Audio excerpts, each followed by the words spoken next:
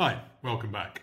If you're following along in order, you'll see that we've now filled out the week's menu plan and added a couple of meals for every day, and now have a really tasty sounding week's meal plan available for us. And of course, this is all saved up in the cloud, so anytime you want, you can come back and review this, use it when you're cooking and so on. As you can see, if we want to change things, we have the remove button, very obvious. We also have a cook button. I'll show you that in a minute, but that's going to take us to a page that's going to help us when we come to cook the meal itself. We've also got print menu, so if you like, as we do, to have a printed menu on the wall in the kitchen, then you can hit print menu and that will allow you to print off a nice A4 sheet with your menu for the week. I'll show you that in a bit because it's got a couple of tricks up its sleeve. We also have this AI Analyze button, which I'll hit now.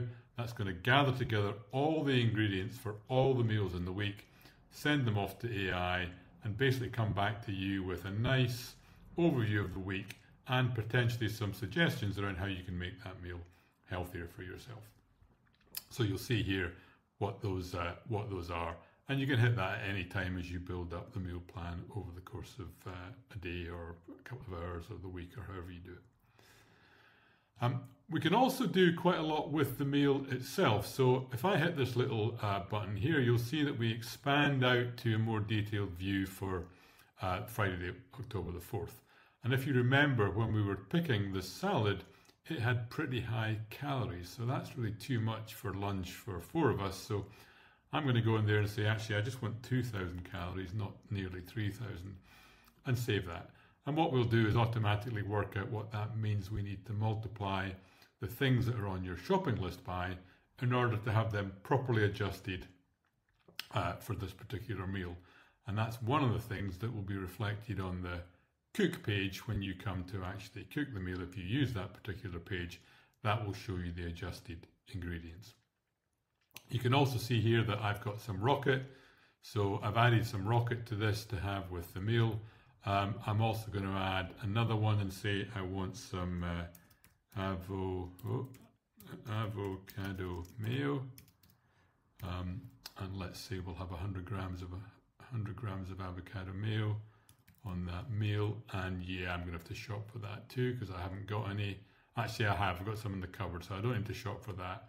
So we'll see. Yeah, no need to be shopping for that. It's in the house already, and this one, yeah, that's on the shopping list. I also want to set a little reminder to get organic rocket, and that's arugula if you're in the States, and that note will appear on the shopping list when I come to use the shopping list, so that's very handy. And then meal notes, just to say, make sure we slightly overcook the quinoa so it's soft, because when we've done this before, we tend to end up with quite crunchy quinoa and we don't like that. So I'm going to save that. And that meal note is also going to appear on our cook page. So when we go to the cook page, which I'll show you, we'll get adjusted ingredients for the meal and a reminder of that meal note so that we've got all the information we need that we were using when we were planning the meal when it actually comes to cooking it. And of course, we can do the same thing for dinner and any or all of the meals in this particular week plan. We've also got these familiar icons here. So if we want a reminder of the macros, if we want a reminder of the ingredients, then we can have all of that here. And of course, if we want to go off and see the recipe, for example, to see the method, we can do so. And that's important because we don't believe in stealing other people's work at Kokumi. We actually want you to go to the recipe page that we've got this information from, so that when you come to cook the recipe, that site gets the traffic.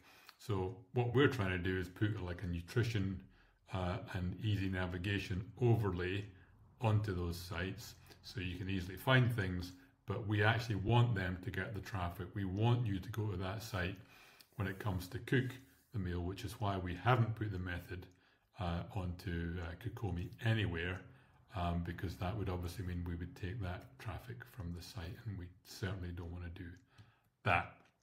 So just to quickly finish then, If I go to print menu now, you'll see I've got my menu there for the week, and also I have the little reminder that I'm adding rocket and avocado mayo to have with that particular meal. If I hit meal notes, you'll see, oh yeah, got some meal notes. Make sure we slightly overcook the quinoa so that it's soft. Very good to remember that. And I'll close this, but that, again, if it's printed out, great reference for the week. And then also, if I go to the cook page, you'll see here what I've got is adjusted ingredients for the week. So this was what was in the original recipe, but we need a bit less because there's only 4 of us, not 6 of us. And so actually this is the amount that we should be using when we come to actually cook that particular meal. Still need to go to the website for the method, but here we're helping you with the calculations around how much food to actually use or how much ingredients to actually use when you're cooking that meal. Okay, so that kind of gives you, I hope, a good sense of the full power of Kokomi's meal planning tools, how you can use it to make notes, shopping notes, meal notes, how you can add ingredients, how you can put things on and off the shopping list, and how you can adjust the recipe ingredients to suit you so that you get a really personalized meal for you and your family that's all set up and then of course ready for you to come back to on a daily basis, as I do when it comes to cook a particular meal.